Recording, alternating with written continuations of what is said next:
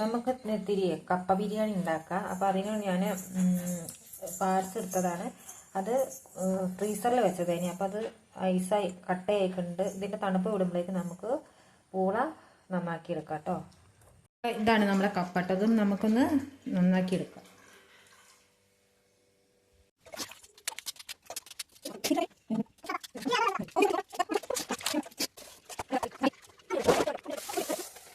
അപ്പോൾ ഇതാ പൂള നന്നായിട്ട് മുറിച്ച് കഴുകിയിട്ടുണ്ട്. ഇനി നമുക്കിതൊന്ന് കുക്കറിലിട്ട് നന്നായിട്ട് വേവിച്ചെടുക്കാം. കുക്കറിലിട്ടാൽ നന്നായിട്ട് വെന്ത് കിട്ടും. പൂള വെന്ത വെള്ളം ഉപയോഗിക്കരുത്, അത് പുറത്ത് കളയണം. അപ്പോൾ നമുക്കിത് നന്നായിട്ട് വേവിച്ചെടുക്കാം. അപ്പം പൂള വേകുമ്പോഴേക്ക് നമുക്ക് അതിലേക്കുള്ള പാർട്സിലേക്കുള്ള ഇതൊക്കെ റെഡിയാക്കി വെക്കാം. തക്കാളി, വലിയുള്ളി, ഇഞ്ചി, വെളുത്തുള്ളി, പച്ചമുളക്, വലിയുള്ളി, തക്കാളി ഇതൊക്കെ നമുക്ക് നുറുക്കിയെടുക്കാം കേട്ടോ.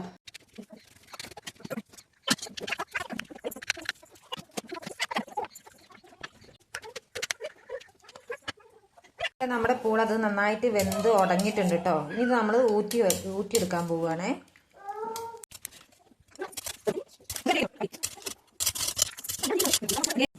അപ്പോൾ അതേ പൂള ഊറ്റിക്കഴിഞ്ഞ് ഇനി ഈ വെള്ളം നമുക്ക് ആവശ്യമില്ല കേട്ടോ. അപ്പോൾ അതേ നമ്മൾ പൂള ഊറ്റിക്കഴിഞ്ഞ് ഇനി ആ കുക്കറിലേക്ക് തന്നെ നമ്മൾ വലിയുള്ളി, തക്കാളി, ഇഞ്ചി, വെളുത്തുള്ളി, പച്ചമുളക് ചതച്ചത് എല്ലാം ഇട്ടും കണ്ട് പാർട്സ് വേവിക്കാൻ പോവുകയാണേ. ഇതിലേക്ക് നമ്മൾ പാർട്സ് ഇട്ട് കൊടുക്കുകയാണേ. ഇനി ഇതിലേക്ക് സ്വല്പം മുളക് പൊടി ഇട്ട് കൊടുത്താൽ മതി. ഞാൻ ഒരു സ്പൂണ് മുളക് പൊടി ഇട്ട് കൊടുത്തിട്ടുള്ളൂ.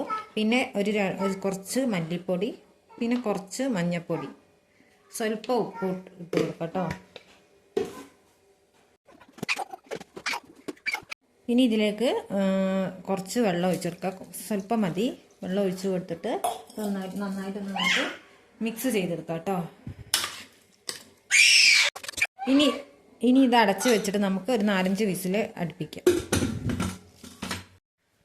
നമുക്ക് ഈ ചൂടോടെ തന്നെ വേവിച്ചെടുത്ത പൂള ഒന്ന് ഉടച്ചെടുക്കാം കേട്ടോ.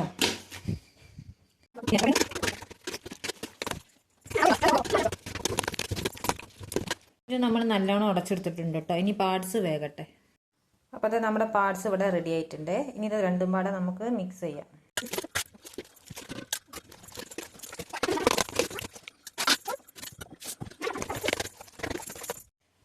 അപ്പോൾ ഇത് നന്നായിട്ട് ഇളക്കിയിട്ടുണ്ട് കേട്ടോ. അപ്പോൾ നമ്മുടെ അവിടെ കപ്പ ബിരിയാണി റെഡി ആയിട്ടുണ്ട്. ഇതിലേക്ക് നമുക്ക് ഇത്തിരി കരിവേപ്പിലയും മല്ലിച്ചപ്പും ഇട്ട് കൊടുക്കാം കേട്ടോ, ചൂടാറുന്നതിന് മുന്നേ.